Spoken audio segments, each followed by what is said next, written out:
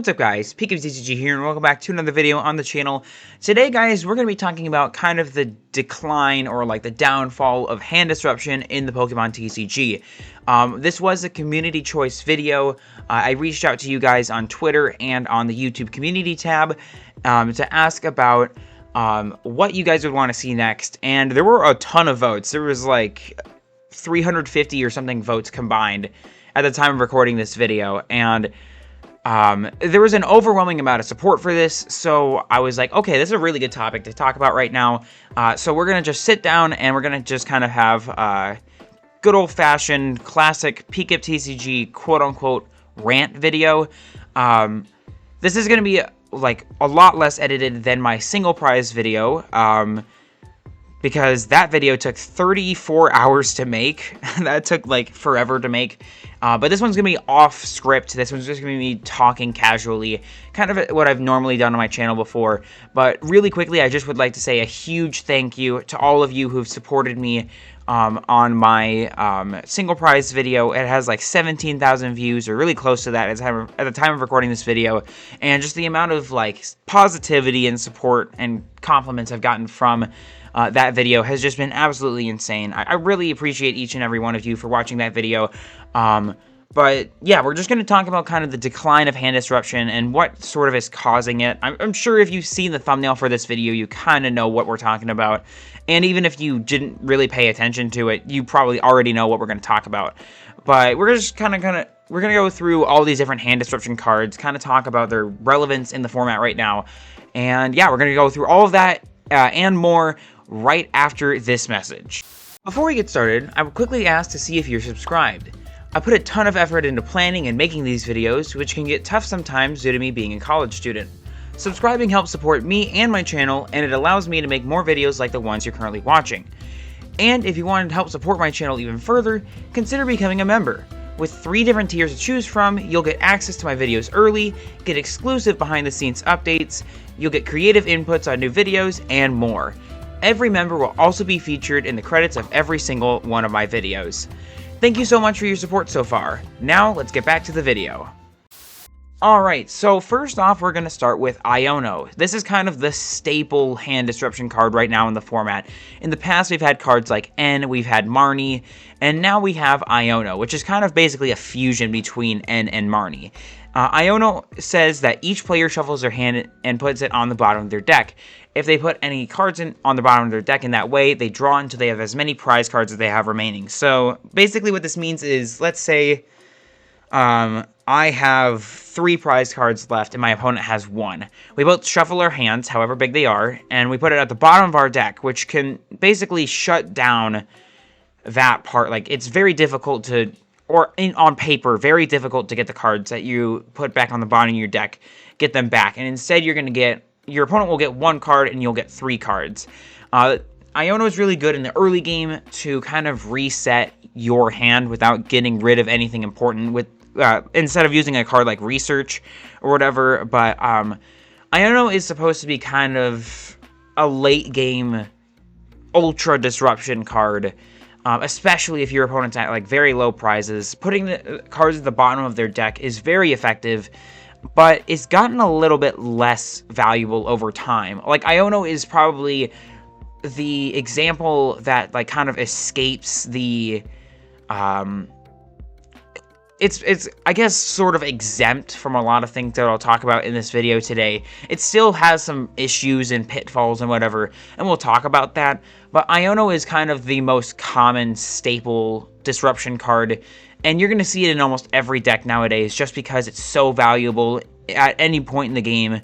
And yeah, so Iono, I think, is kind of the best hand disruption card in the game right now, just because it's so usable at any point in time, and it kind of is able to avoid some of the other pitfalls of the other cards that we'll be talking about in this video.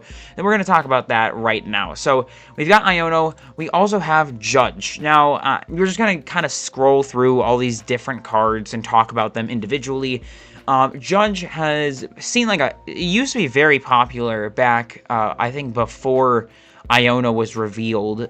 This was good in like Mew VMAX and stuff like that, and some Arceus decks, stuff like that. before Iono was revealed, and that's just because you could potentially put your opponent's hand down to, like, both players shuffle their hands into their deck and they draw 4 cards. So if your opponent had like an 8 or 9 card hand or something that they could really do anything with, theoretically, you can just shuffle all those cards away with Judge and they get 4 cards, which can be really not good for them. It can be very detrimental. But also you have to do it to yourself, which might not just be valuable. And honestly, at this point in time, Iono is just way better because your opponent can draw into the same cards again. Like, let's say they just need to have a boss in hand for game next turn, and you judge them. There's a chance that they can just draw back into that boss off the judge, and there's nothing that you can do about it. So Judge is way less effective now than it used to be, but it's still a very, like, it's seen in a couple different decks that can kind of disrupt more afterwards. Putting them down to 4, then being able to discard from there even more is kind of powerful in a sense, but also it's just not as good as Iono in a sort of general way. We also have Lucian. Okay, we should probably actually talk about like the more meta relevant ones first before we just start talking about like all the obscure and totally random ones. Let's talk about Roxan first. We're going to talk about the more playable ones first, the ones that will actually be seen in the meta, and then we'll talk about some other ones that were like sort of quote-unquote, like, I guess they were intended to be used as disruption, but they just didn't make it into mainstream because they're just really bad, or just the meta is not in a good place for that. And that's kind of why I'm making this video. But Roxan is one of the most memed on hand disruption cards that we have in the game right now. It's probably the most memed on, to be honest. And that is because of its absurdly powerful ability to almost completely shut down your opponent. Again, on paper, in theory. You can only use this card if your opponent has 3 or fewer prizes remaining. Each player shuffles their hand into their deck, and you draw 6, and your opponent draws 2. Now, if your opponent draws 2 cards, that should be like, oh my gosh, they drew into 2 completely unusable cards. And so it's supposed to be really effective in that way. But once again, you're shuffling your hand into your deck. Let's say all I need is Rare Candy Dusknoir or like Boss's Orders, and that's it. You're still going to have a chance to redraw into those cards with the 2 cards that you get from Roxan because of the fact that you're shuffling it back into your deck and not putting it on the bottom.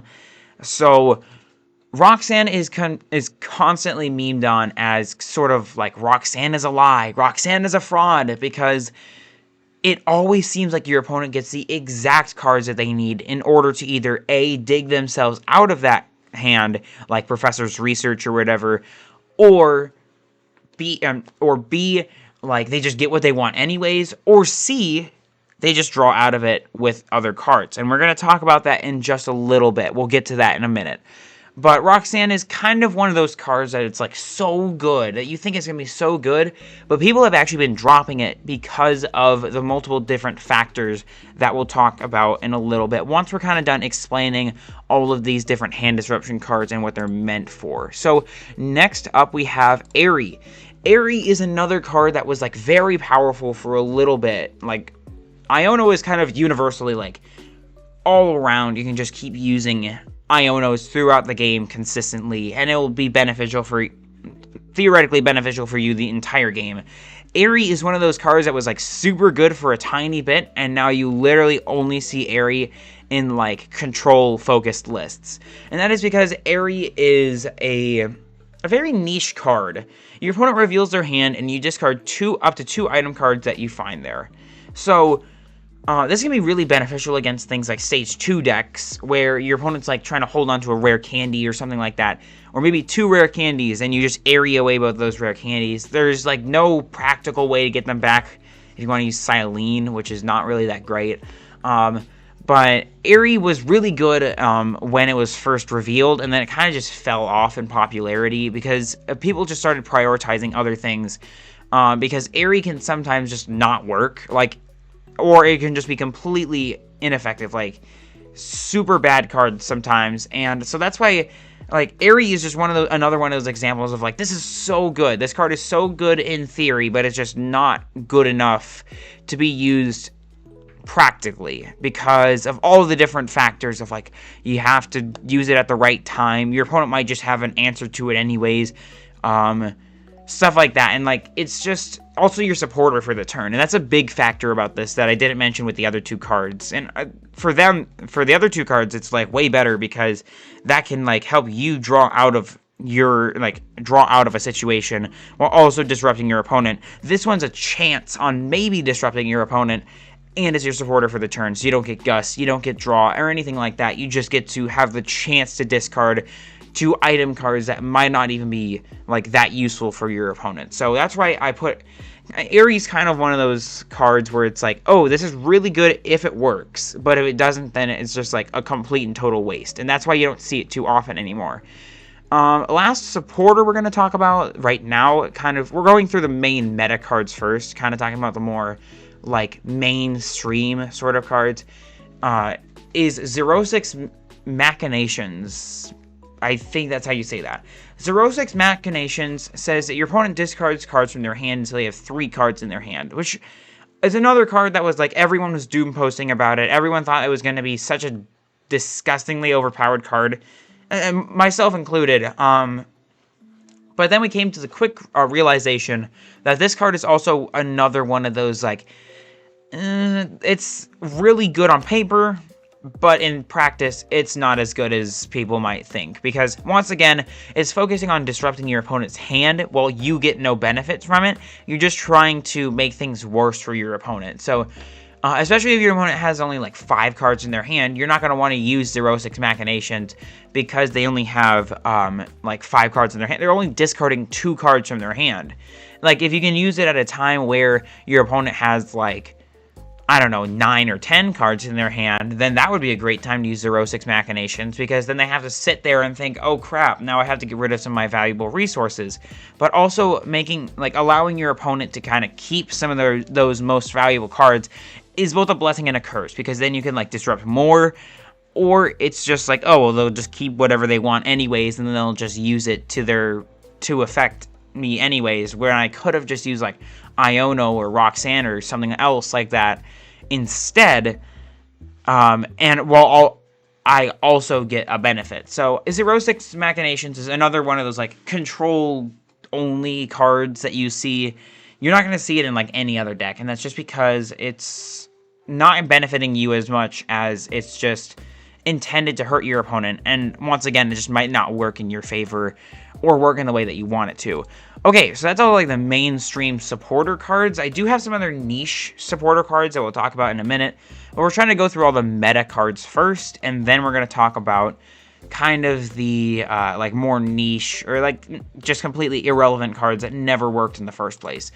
Alright, Unfair Stamp. This card, in my A-Spec ranking video a few months ago, I ranked Unfair Stamp as tied for the best A-Spec, right behind Prime Catcher, and that is because it can be used to devastating effects at any point in the game, which basically Unfair Stamp is like Roxan, but you can use it at any point in the game, and it's a little bit less effective in the sense that for you, it's just one less card, but you can only use this card if any of your Pokemon were knocked out during your opponent's last turn.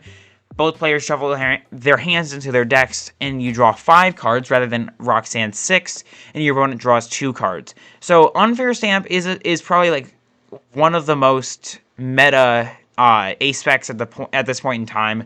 It's used in, like, Charizard EX, stuff like that.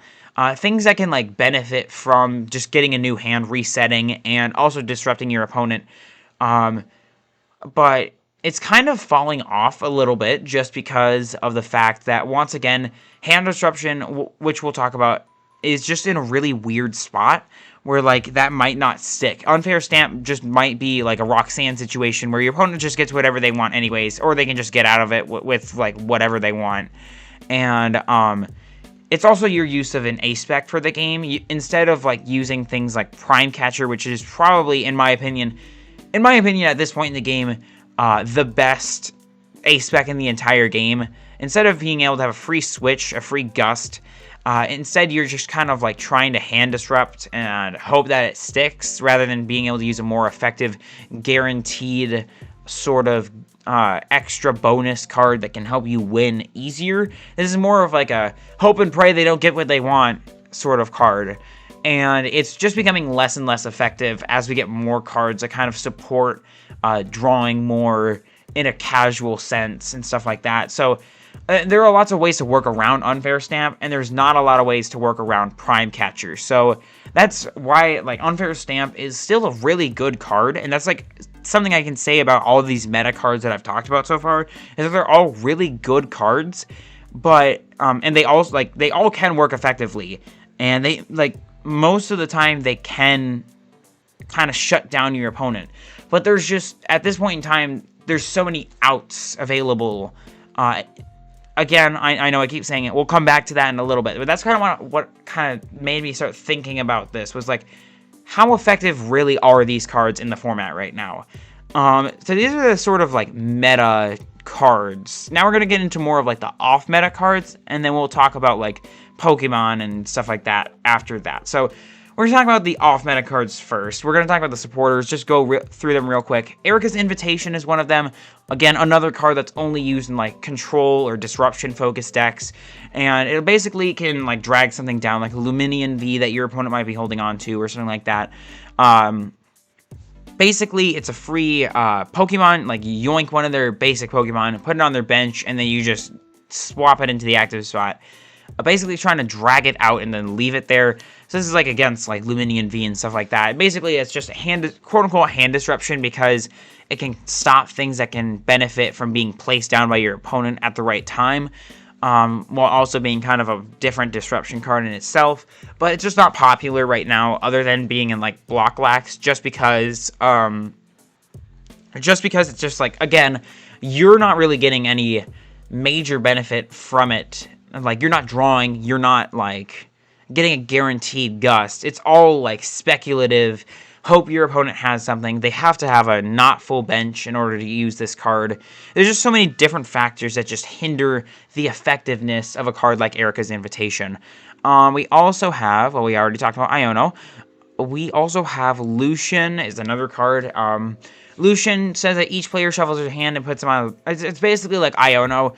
And if either player put any cards on the bottom of their deck, they both flip a coin. If heads, they can draw 6 cards, and if tails, they draw 3 cards. So this is really bad because of a coin flip. It all depends on a coin flip. This is literally just a worst Iono. Because with Iono, you know what you're going, like, you know what to expect when you're using Iono. Again, it's just reliant on prize cards. You can just look at your prize cards and count how many cards you're going to draw. But with Lucian, it's down to a coin flip. And you're hoping that your opponent hits tails, and you're hoping that you hit heads. You want 6 new cards, and you want your opponent to have 3 cards. But it could just backfire, really. Your opponent could get 6 cards for free, and you could get 3 cards, and then you can feel sad about it. So that's why Lucian has seen 0 play, is because it's basically such a risky card that it also can just ironically benefit your opponent more than it benefits you, or it'll just hurt you and just basically give your opponent what they need in order to win anyways. So that's why, like, it's just one of those cards where it's so ineffective that there's like no reason why you should play it to begin with. We also have Ortega, I don't know how you say his name or whatever, but your opponent reveals their hand. You choose a card you find there and put it on the bottom of your deck. And if you put a card there on the bottom, then your opponent may draw a card. I thought that said you may draw a card, and I was like, okay, well, this is pretty good. No, your opponent just gets another card back. So you could shut down a core card. Like, let's say they're trying to hold on to like a Dusknoir for next turn. That just seems to be the example that I like using a lot. It's just Dusknoir. But let's say you put a Dusknoir on the bottom of their deck, and then they draw a card, and oh my gosh, look, it's an Ultra Ball. Like, they just get another card anyways. Like, what's the point of using this card? Because your opponent will just have another card anyways. It's another one of those like super ineffective hand disruption cards, because your opponent can just draw back out of it, and like at the end of it all, like, because of how hyper refined and consistent these decks have become, they can just get another way to find it. If you put a core card, like a rare candy, on the bottom of their deck, they can just draw into like an Arven with their top deck or the card that you just gave them, and then your supporter was just completely wasted and you got no benefit from it. So Ortega will never see any legitimate play because it's just so bad. We already talked about Roxan and 0-6 Machinations. We're gonna talk about Cursed Duster. No one has used Cursed Duster, like, ever. It says, if the Pokemon this card is attached to is KO'd by damage from an attack from an opponent's Pokemon, you discard a random card from your opponent's hand. Okay, multiple reasons why this is bad. First off, you have to be knocked out. If it were damaged, I would say if you got damaged from an attack, then you'd shuffle a card back in. This is kind of like me theory crafting a better card here. But no, instead, it's only when it's KO'd by damage from an attack from one of your opponent's Pokemon, you discard a random card from their hand. Oh, well, you could just discard a super useless hand, or a super useless card. And it's just like, it's another one of those, like, gamble cards, where it's like, oh man, I might get rid of the most important card. But also, with cards like Dusknoir and, Dusclops in the mix nowadays, this card can be just so irrelevant because your opponent can just Dusknoir your Cursed Duster Pokemon, and then you don't get the benefit from it, and it's just a waste of your deck slot. It's a waste of a tool card even. Like, there are only a few tool cards that are, like, meta relevant at this point in time, but this one is just so bad. Like, why would you want to play this card in your deck? Like, what purpose does this serve other than the chance that you might get rid of something useful for your opponent? Plus, on your next turn anyways, you can just use, like, Iono, Roxan, Unfair Stamp anyways, and hopefully just disrupt them that way instead, rather than just using Cursed Duster, which is just worse in literally every possible way. Okay, that's a counter card. We're going to talk about counter cards in a little bit. Then we also have two more trainer cards, and we have Grabber. The first one we'll talk about here is Grabber. Grabber was for like a very short time very cool. Like, it was relevant because of, like, there was just a ton of, like, Charizard in the format. Charizard Pidgeot just being everywhere meant that you could just grab her. Oh, you have a Charizard in your hand? Oh, put that on the bottom of your deck instead. You have a Pidgeot that you want a rare candy into. I'll just put that Pidgeot on the bottom of your deck. But once again, this is another, you're taking a gamble. And what's to say that your opponent won't just have, like, an Ultra Ball or a way to search it back out anyways. So Grabber fell off because it's an item card. It takes a slot up in your deck, and it can just be, like, really bad at points in time, and just a lot less beneficial for you than it can be. Like, it's just not worth the risk that you take. And that's like with almost all these cards. It's just the reward is not worth the risk that you take. And if that makes any sense. We also have Hand Trimmer in here. Hand Trimmer, people thought that Hand Trimmer, like with almost all these cards, people thought they were going to be like, oh my gosh, this is going to break the game. This is going to be so bad for the game. And Hand Trimmer was one of these. Hand Trimmer says that each player discards cards from their hand until they have only 5 in their hand. Another one of these cards where it's like, oh, okay, well, this is pretty good as an item card. If you didn't have to discard cards from your hand. Like, people thought that Hand Trimmer was just going to be super bad for the game because sometimes you get huge hands with playing with meta decks nowadays. And Hand Trimmer could, like, really disrupt that. But once again, your opponent gets to choose what they keep. And you have to discard too. Let's say you're trying to stockpile a giant hand of, like, all these different disruption cards, trying to, like, keep your opponent from playing the game with these, like, cool strategies, which we'll talk about in a minute with all these Pokemon and decks and whatever. But then you have to discard with Hand Trimmer. And if your opponent has 5 or less cards in their hand, then there's no point in playing this card. Again, it's just another deck slot that you're wasting. Basically, everything that I've said before about the other examples, like Grabber and whatever, is just, and 0-6 Machinations, is just, why would you play this card in your deck, rather than just playing something that might benefit you more? Or just play another hand disruption card that will actually, like, disrupt their hand, rather than just trying to trim it down. It's just not worth it. That's, like, the core statement of this video is just, it's just not worth it. Why would you play this? So here are some decks that benefit from sort of hand disruption. The first one is Skov Villain EX. Now, I've seen a couple Skov Villain EXs at, like, my locals and stuff like that. And on PTCG Live on the ladder sometimes I'll see Skov Villain EX. And this just almost never works. Thanks, Dusknoir. But basically, Skov Villain EX is just, it has the two-headed crushing attack, which is the main focus, which says discard a random card from your opponent's hand, and then you discard the top card of your opponent's deck. It's cool on paper because it can do 140 damage, which is, if you're against Charizard, you're doing 280. But also 140 is such a bad number right now because it's just so underwhelming against anything other than Charizard. Like, you get 2 shots of Terrapagos, I guess, and whatever, that's cool. But also, your opponent can just Dusknoir plus KO it with whatever, and that's like, oh man, that's not worth playing this card anymore. Like, that's why it's not relevant. It's just because there's so many ways to just power through that sort of disruption, and you get 2 prizes off of it, and blah blah blah, whatever. So that's why you don't really see Skov Villain being too popular. I've seen a couple lists kind of like disrupt a little bit, but it's just not worth trying to play this rather than just playing a meta deck. Next up we have Luxray. We have both Luxrays, and these are present in control, specifically all-out Blitzel's control decks. I've been like a fan, and I've worked with all-out Blitzel before back in the day, and I gotta say, he is like really good at making these control decks. So I've featured his decks on my channel before, and I gotta say, I love his decks, like his creativity and like being able to find all these different cards, like Luxray EX and Luxray V. I'm surprised that Luxray has 2 disruption cards here.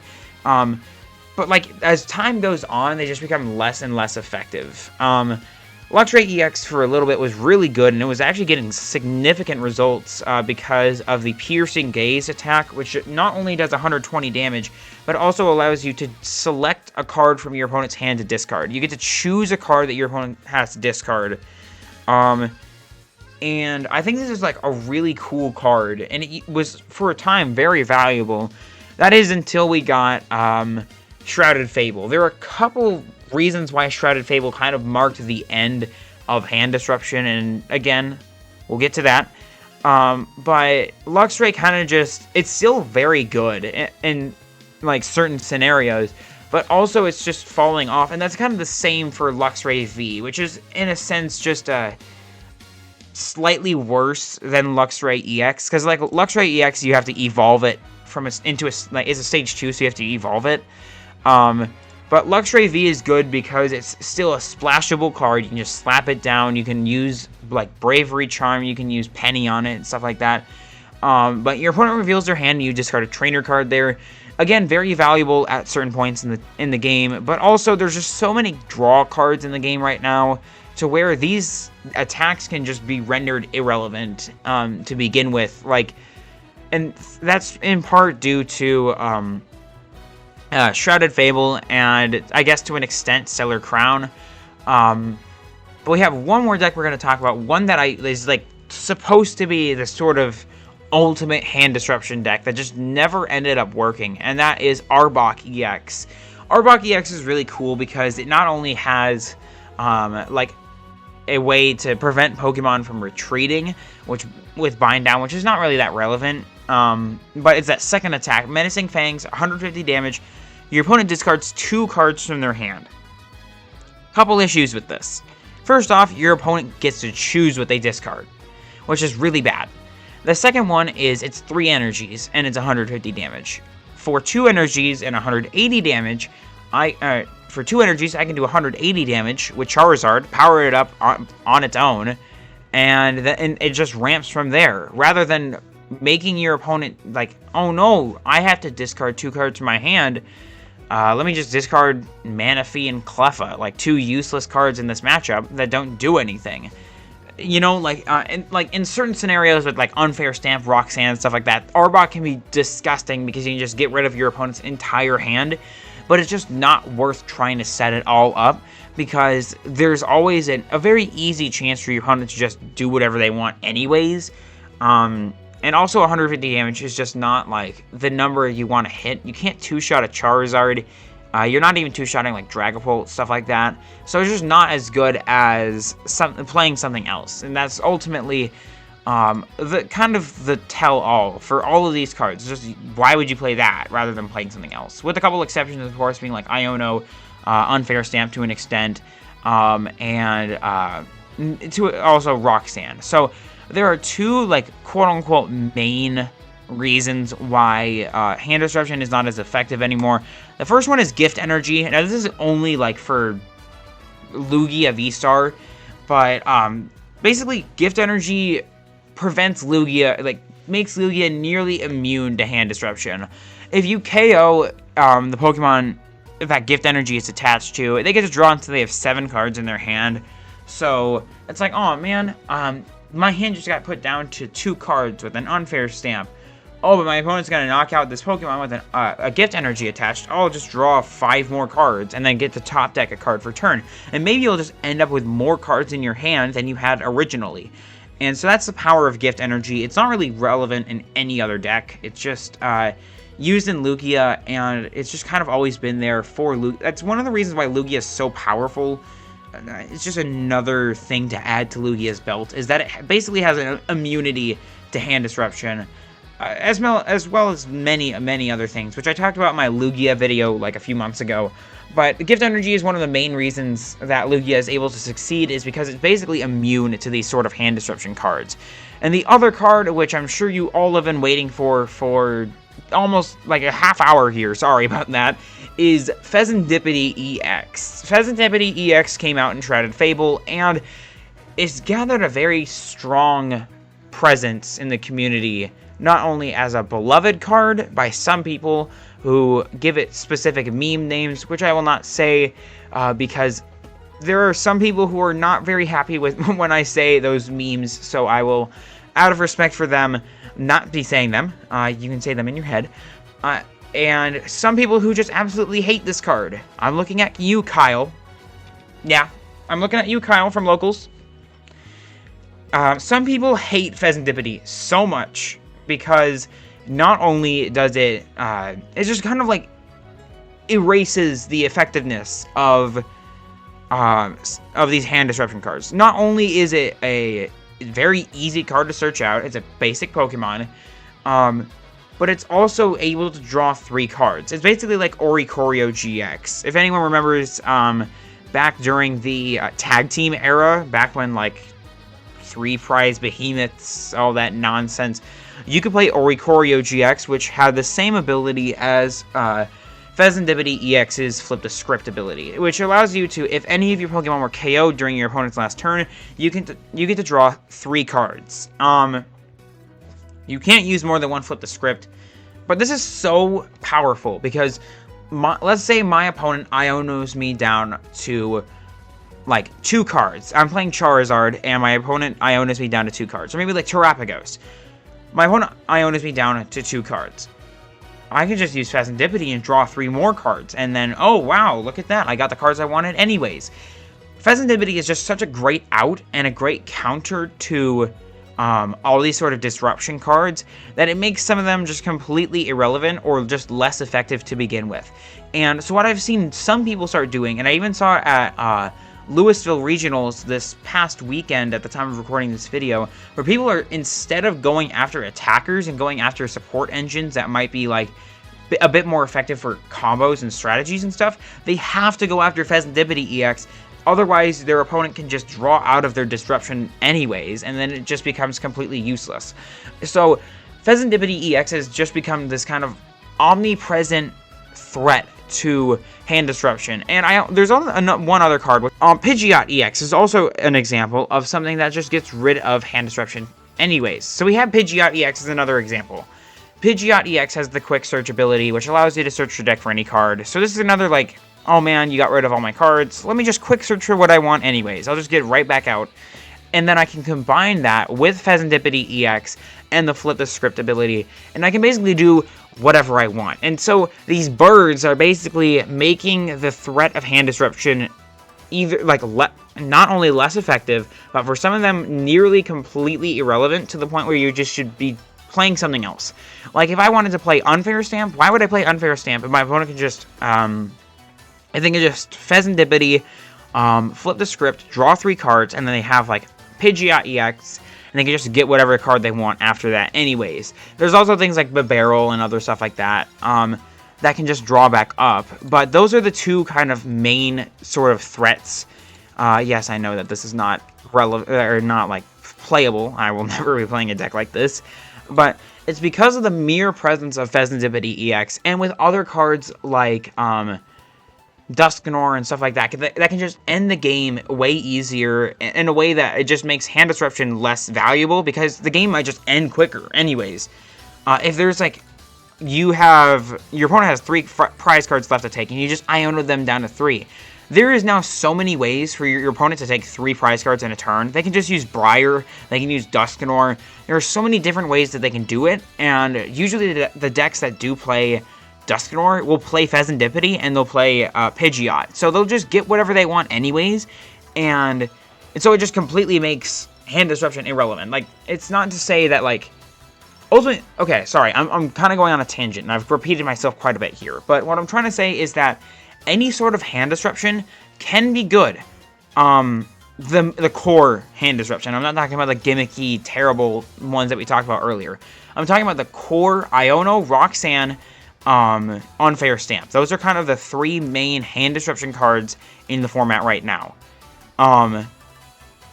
Those 3 are still good. If you can use them at the right time or just in the right scenarios, those can be game-ending cards. It can completely reverse the state of the board, like the board state of the game. Your opponent can get completely locked out of their only win con, and you can win the game on the spot. So those cards, especially cards like Iono and Unfair Stamp, which are the 2 most relevant, I guess, can be absolutely game-ending, because you can just do whatever you want. We saw it at Louisville even, where you can just starve your opponent out of their resources, and then you can mount a huge counterplay at the end of the game. So we can see how effective these cards are in the right scenarios. But because of the omnipresent threat of the birds, like Fezandipiti and Pidgeot EX, it just makes it so much more difficult to try and do that right now, because of the fact that your opponent can just draw whatever they want anyways. So I think that's really all I'm going to say in this video. I know I repeated myself quite a bit, and I apologize for that, but that's really the core issue, and like why I wanted to talk about this is because this stupid bird has single-handedly ruined the whole concept of hand disruption in a lot of scenarios, and it's so powerful right now, and I just wanted to talk about it because also I made this really cool thumbnail for this video, and it took me like 5 hours to make. So yeah, that's gonna be all for this video. I really hope you guys enjoyed. If you want to see more rant videos like this, let me know, because there are lots of topics in the Pokemon TCG that I'd like to talk about. We will get back to deck profiles coming up here. There's a couple topics in the TCG right now that I've been wanting to talk about for such a long time, and I think it's just cool to finally be able to talk about these at a point in time where the meta is in a place where we can kind of have these discussions. Once everything's kind of settled down and stuff like that, we can have these sort of discussions and talk about all these different crazy ways that things can happen, or why cards are less effective than they used to be because of new additions and stuff like that. So that's it for this video. I hope you guys enjoyed. If you guys liked it, please consider subscribing. It really does mean a lot to me. I know I had that message earlier in the video, but yeah, consider subscribing. Consider becoming a member. It would mean a lot to me. It helps pay for college, which college is expensive. And yeah, that's going to be all for this video. Thank you all so much for watching. As always, God bless. Have fun. We'll see you out there, and we'll see you next time. Thank you all so much for watching.